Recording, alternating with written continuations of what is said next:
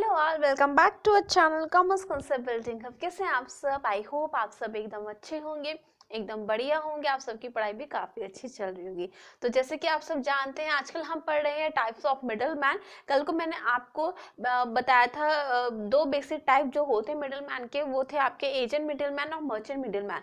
तो मैंने आपको बताया था एजेंट मिडल मैन के अंदर भी बहुत सारे टाइप्स होते हैं और मर्चेंट मिडल मैन के अंदर भी बहुत सारे टाइप्स होते हैं। तो आज हम टॉपिक स्टार्ट कर रहे हैं टाइप्स ऑफ एजेंट मिडलमैन।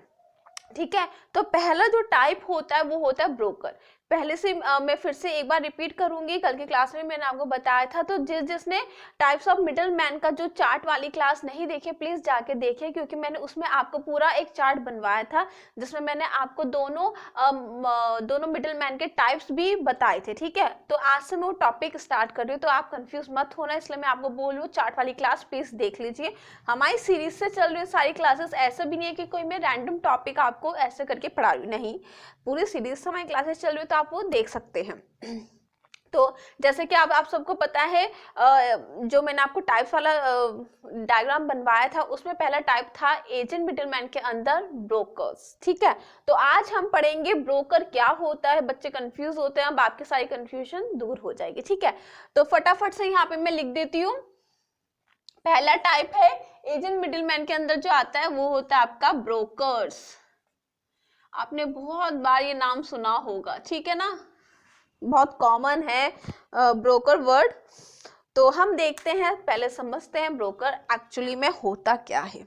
ठीक है, आई होप आपको मेरी आवाज भी आ रही हो, क्लियरली यहाँ पे दिख रहा हो। ध्यान से सुनिएगा, ब्रोकर इज एन एजेंट। जैसे कि मैंने आपको बताया था, जो एजेंट मिडलमैन जो एजेंट मिडलमैन होते हैं उनका पहला टाइप होता है आपका ब्रोकर।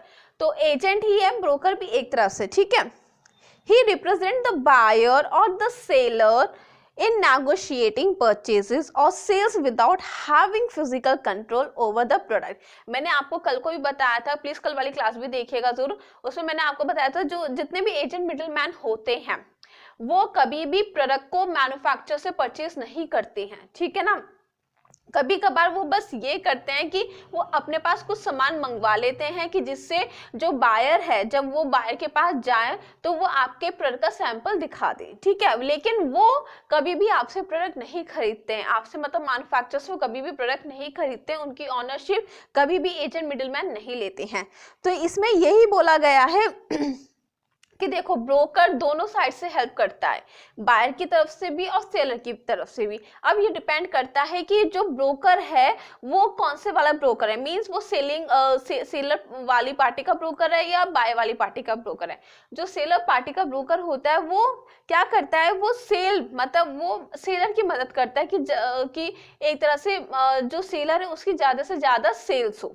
ठीक है, और बायर में क्या होता है, फॉर एग्जाम्पल मुझे कोई प्रोडक्ट चाहिए या कुछ भी चाहिए तो मैं ब्रोकर को हायर करूंगी, मैं ये कहूंगी कि मुझे ये वाला प्रोडक्ट चाहिए या मुझे ये वाली प्रॉपर्टी चाहिए, तुम कैसे भी अरेंज करो। ठीक है, तो वो मेरे बिहाफ पे काम करेगा और मुझे वो ढूंढ के देगा। ठीक है, तो ये दो तरह के ब्रोकर्स होते हैं।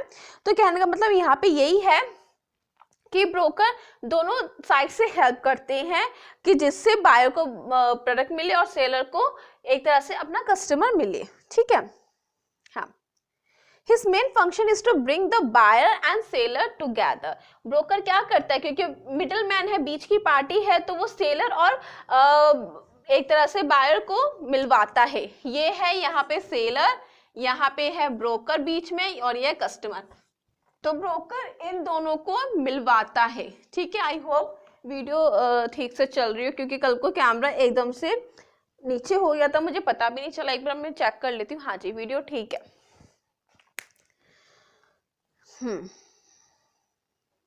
ठीक है, he is called selling agent. अब यहाँ पे बोला जा रहा है, अभी मैंने आपको बताया था दो तरह के ब्रोकर्स होते हैं, एक तो वो होते हैं जो कि सेलर के बिहाफ पे काम करते हैं, दूसरा वो होते हैं जो कि बायर के बिहाफ पे काम करते हैं। ठीक है, ही इज कॉल्ड, मतलब ब्रोकर को हम सेलिंग एजेंट कब बोलेंगे, if he is engage by the seller. अगर मैं सेलर हूं और मैंने एक ब्रोकर रख रखा है, मैंने बोला कि भाई तू मेरी मदद कर, मेरे प्रोडक्ट को बिकवा। ठीक है, तो वो वाला ब्रोकर हम बोलेंगे, उसको क्या बोलेंगे, सेलिंग एजेंट। ध्यान रखना, जब वो यहाँ पे काम कर रहा है तो उसको हम बोलेंगे सेलिंग एजेंट। ठीक है, और अगर यहाँ पे काम कर रहा है तो उसको बोलेंगे बाइंग एजेंट। हमेशा ध्यान रखना, ब्रोकर की बात कर रही हूँ मैं। अगर ब्रोकर इस पार्टी का है, उसको सेलिंग एजेंट इस पार्टी का है, मतलब कस्टमर वाली पार्टी का है, तो उसको बाइंग एजेंट हम बोलते हैं। ठीक है, कोई डाउट अगर है तो आप कमेंट सेक्शन में पूछ सकते हैं। ठीक है। हाँ, कहाँ पे थी मैं? हाँ,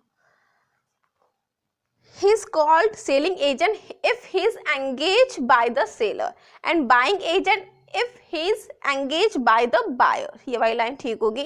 he is more often the agent of the owner of the product। ज्यादातर ब्रोकर जितने भी होते हैं वो ज्यादातर सेलिंग एजेंट वाला काम करते हैं, मीन्स वो सेलर की मदद करते हैं। बाइंग वाले ब्रोकर्स आप मतलब काफी कम ही देखते हैं। ठीक है, तो कहने का मतलब यही है, he is more often the agent of the owner of the product seeking a buyer। कहने का मतलब ये है, ये जो बायर होते हैं ज्यादातर आप सेलिंग एजेंट को ही देखोगे काम करते हो मार्केट में। ठीक है ना, और उनका काम क्या होता है कि वो कस्टमर ढूंढ के लाएं।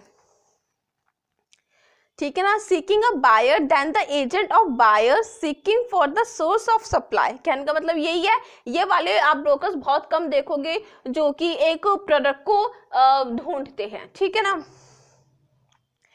Broker specialise in bringing the buyer and the seller in close contact. ये भी आपको समझा दिया, to facilitate trading in commodities, जिससे बाइंग और सेलिंग का हम जो ट्रांजैक्शन है, जो एक हमारा एक्सचेंज ऑफ प्रोडक्ट है, वो हम कर पाए। ठीक है, इसलिए यहाँ पे जो ब्रोकर है बायर और सेलर को कॉन्टैक्ट में लाता है।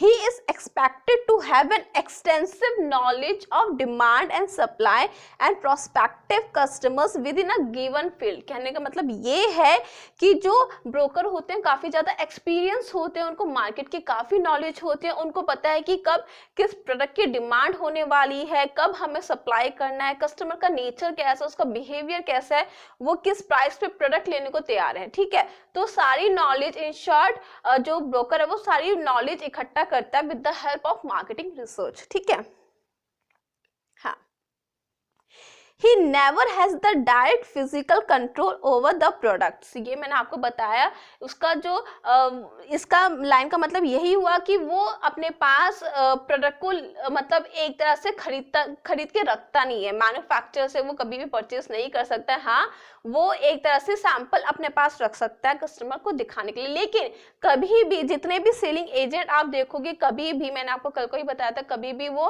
प्रोडक्ट को मैन्युफैक्चरर से बाय नहीं करते हैं, खरीदते नहीं है, उनकी ऑनरशिप नहीं लेते हैं। ठीक है, तो प्लीज ये वाली क्लास देखने से पहले कल वाली क्लास जरूर देखिएगा, वो बेसिक है, जब भी आपको ये सारी चीजें समझ में आएंगी।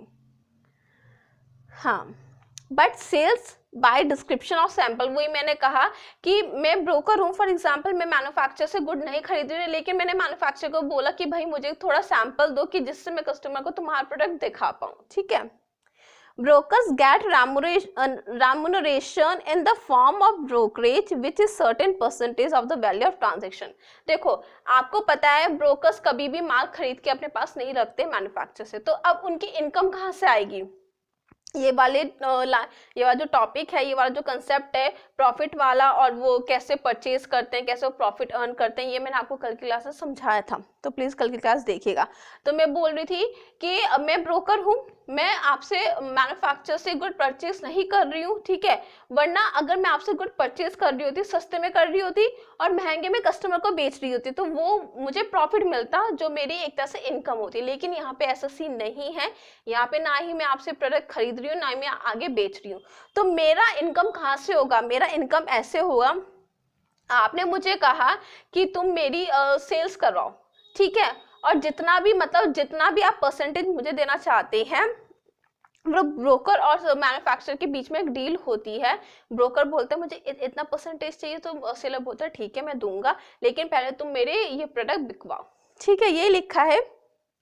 Brokers get remuneration in the form of brokerage, जिसको हम बोलते हैं ब्रोकरेज। ठीक है, which is certain percentage of the value of transaction, कुछ सर्टेन परसेंटेज होती है उस ट्रांजेक्शन की। ठीक है, they can be engage when the manufacturer need their service. वही बात है कि जब मुझे जरूरत है as a seller, as a manufacturer, जब भी मुझे जरूरत लगती है कि मेरे पास ब्रोकर होना चाहिए, मुझे उसकी जरूरत है, उसके सर्विसेज की जरूरत है, उसके एक्सपीरियंस की जरूरत है, तब मैं उसको हायर करूंगी। ठीक है, brokers are instrument in opening a new market. देखो जो ब्रोकर्स होते हैं, मैंने आपको बताया काफी एक्सपीरियंस होता है, उनके पास काफी नॉलेज होती है।